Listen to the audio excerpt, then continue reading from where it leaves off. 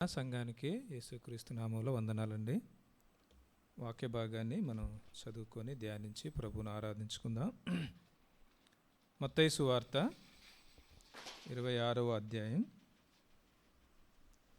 మత్తయి సువార్త 26వ అధ్యాయము 6 నుంచి 13 వచనాలు చదువుకుందామండి. మత్తయి సువార్త 26వ అధ్యాయము 6 నుంచి 13 వచనాలు. యేసు బేతనియలో కుష్ఠరోగి అయిన సీమోను ఇంటను ఉన్నప్పుడు ఒక స్త్రీ మిక్కిలి విలువ గల అత్తరుబుడ్డి తీసుకొని అది ఆయన వద్దకు వచ్చి ఆయన భోజనమునకు కూర్చుండగా దానిని ఆయన తల మీద పోసెను. శిష్యులు చూసి కోపపడి, ఈ నష్టం ఎందుకు? దీనిని గొప్ప వెలకు అమ్మి బీదలకు కీయవచ్చునని అనిరి. యేసు ఆ సంగతి తెలుసుకొని, ఈ స్త్రీ నా విషయమే ఒక మంచి కార్యం చేసెను. ఈమెను మీరెలా తొందర పెట్టుచున్నారు? బీదలు ఎల్లప్పుడూ మీతో కూడా ఉన్నారు, కానీ నేను ఎల్లప్పుడూ మీతో కూడా ఉండను. ఈమె ఈ అత్తరు నా శరీరం మీద పోసి నా భూస్థాపన నిమిత్తము దీనిని చేశాను. సర్వలోకమందు ఈ సువార్త ఎక్కడ ప్రకటింపబడునో అక్కడ ఈమె చేసినది ఈమె జ్ఞాపకార్థముగా ప్రశంసింపబడునని మీతో నిశ్చయముగా చెప్పుచున్నానని వారితో అనేను. మరి ఇక్కడ చదవబడిన లేఖన భాగంలో మనం ఒక స్త్రీని చూస్తూ ఉన్నాము. మరి ఈ స్త్రీ ఎవరనేది మరి యోహాను భక్తుడు రాశాడు. మరి మరియా అని మరి ఆ భక్తుడు గుర్తు చేసినట్టుగా చూస్తాం. ఈ దినము మరి ఉదయకాలంలో మరి మరియా ఏ విధంగా ప్రభువును ఆరాధించిందో మనం కొంత ధ్యానం చేసి ప్రభువును ఆరాధించుకుందాం. మరి ఈ స్త్రీ మరియా అని చెప్పుకున్నాం కదా. మరి మరియా కనబడిన 3 సందర్భాల్లో కూడా ఆమె ప్రభు పాదాల చెంత ఉన్నట్టుగా కనబడుతూ ఉంటుంది. మనం లూకాసు వార్త 10వ అధ్యాయంలో మనం మొట్టమొదటిసారిగా చూస్తే మనం 3 సందర్భాల్లో మన ప్రభు పాదాల చెంత ఉన్నట్టుగా చూస్తున్నాం. మొదటిసారి ఆమె ప్రభు పాదాల చెంత కనబడినట్టుగా చూస్తాము. మత్తయి సువార్త 10వ అధ్యాయము 38-39 వచనాల్లో ఈ విధంగా ఉంటుంది. అంతటా వారు ప్రయాణమై పోవుచుండగా ఆయన ఒక గ్రామంలో ప్రవేశించెను. మార్తా అను ఒక స్త్రీ ఆయనను తన ఇంట చేర్చుకొనెను. ఆమెకు మరియా అను సహోదరి ఉండెను. ఆమె యేసు పాదముల యొద్ద కూర్చుండి ఆయన బోధ వినుచుండెను. ఈ మాట మరి చాలాసార్లు చదివున్నాం, కానీ మరి మరియను గూర్చి ధ్యానించినప్పుడు నాకెంతో ఆశ్చర్యంగా అనిపించింది. ఎందుకంటే తను కనబడిన ప్రతి సందర్భంలో కూడా ఆయన పాదముల యొద్ద కూర్చుండెను, ఆయన పాదముల యొద్ద ఏడ్చెనని, తర్వాత మూడవదిగా ఆయన పాదముల యొద్ద ఆమె అత్తరు పూసి తన వెంట్రుకలతో మరి తుడిచినట్టుగా చూస్తూ ఉంటాం. నిజంగా ప్రభువును ఆరాధించడానికి సరైన స్థలము ఆయన పాదాలే అనే విషయాన్ని నాకు అర్థమైంది. ఇక్కడ మొదటిసారిగా మరి తను ఆరాధించడానికి ముందుగా మరి మరియా తన యేసు పాదముల యొద్ద కూర్చుండి ఆయన మాటలు విన్నట్టుగా చూస్తూ ఉంటున్నాం. ఈనాడు మనము కూడా మరి మన ప్రభువును ఆరాధించడానికి ముందుగా మరి ఆయన మాటల చేత మనం నింపబడితే ఆయన ఆరాధించడానికి మనకు ఎంతగానో సులువుగా ఉంటుంది కదా. వినుట వలన విశ్వాసం కలుగును అన్నట్టు మరి ఆయన పాదముల చెంత మనం వాక్యాన్ని వినకపోతే, సరిగా అర్థం చేసుకోకపోతే ఆయన ఎవరో మనము గుర్తించలేము, ఆరాధించలేము. వాక్యం ఉంది కదా, ఆయన ఉత్తముడని మీరు రుచి చూసి తెలుసుకున్నాడు అన్నట్టుగా ఆయనను గూర్చి మనము చదివిన ధ్యానించినప్పుడు ఆయన ప్రేమ మన హృదయంలో అర్థమైనప్పుడు మరి మరియ వలె మనము ఆరాధించకుండా ఉండలేం. ఇది మొదటి సందర్భంలో మరి మరియా ఆయన పాదముల యొద్ద కూర్చొని మన వాక్యం విన్నట్టుగా ఉంటాము. మరొక సందర్భంలో యోహాను సువార్త 11వ అధ్యాయంలో ఆమె 2వ సందర్భం కనబడుతూ ఉంటుంది. యోహాను సువార్త 11వ అధ్యాయము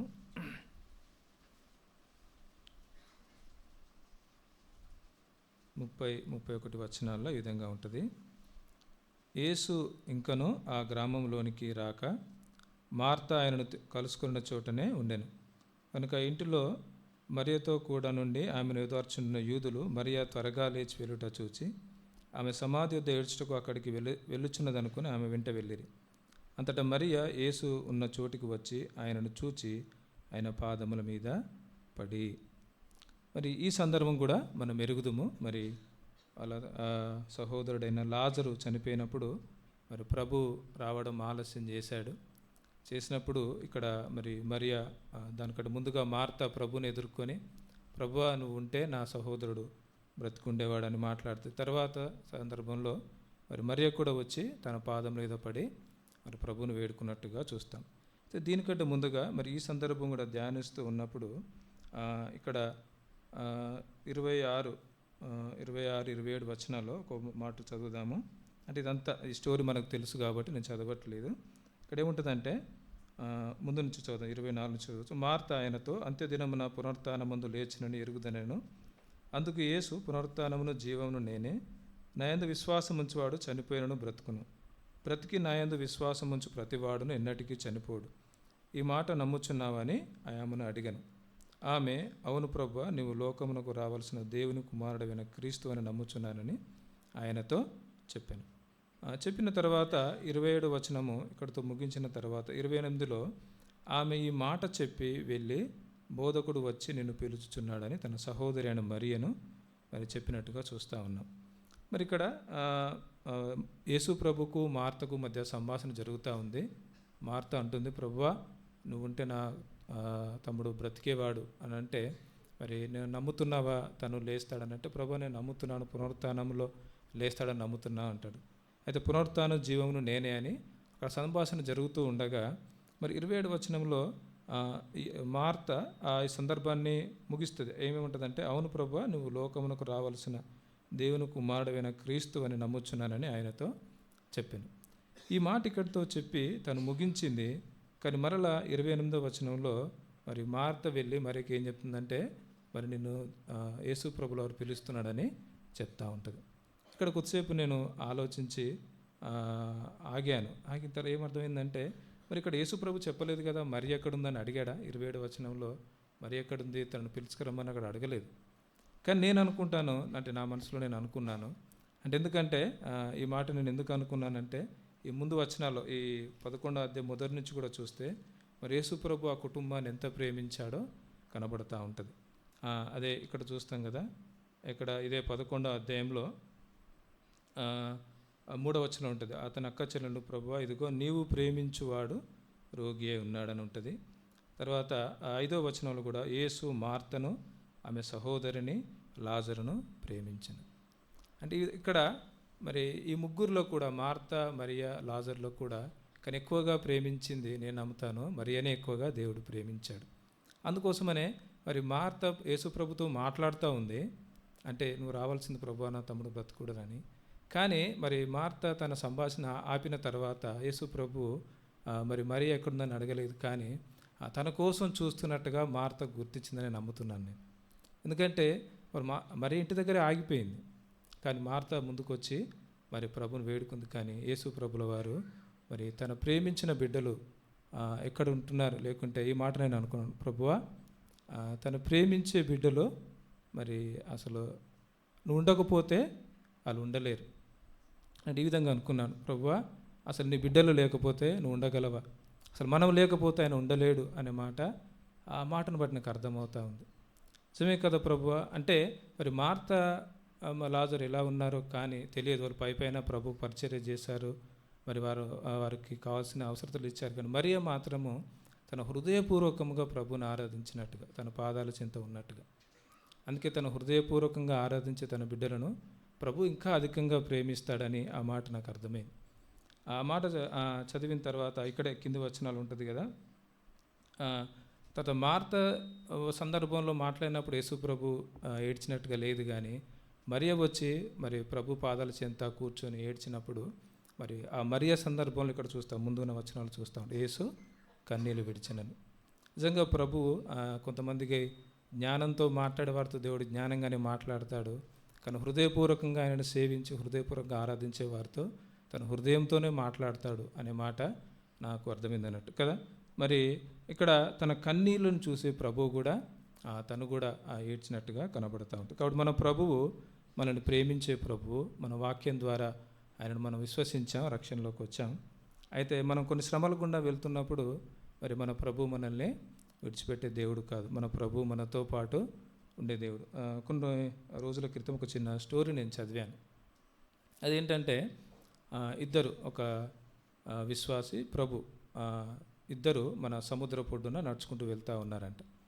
నడుచుకుంటూ వెళ్తూ ఉంటే ఆ విశ్వాసి తర్వాత ప్రభు యొక్క సముద్ర పొడ్డున మరి ఆ అడుగులు కనబడుతూ ఉంటాయి కదా, తనే 2 అడుగులు, యేసు ప్రభు వారి 2 అడుగులు, అలాగా తను పోల్చుకుంటూ చెప్పాడు యేసు ప్రభు ప్రేమ గురించి. చెప్పినప్పుడు ఆ 4 అడుగులు అలాగా నడుస్తూ వెళ్ళేవారంట.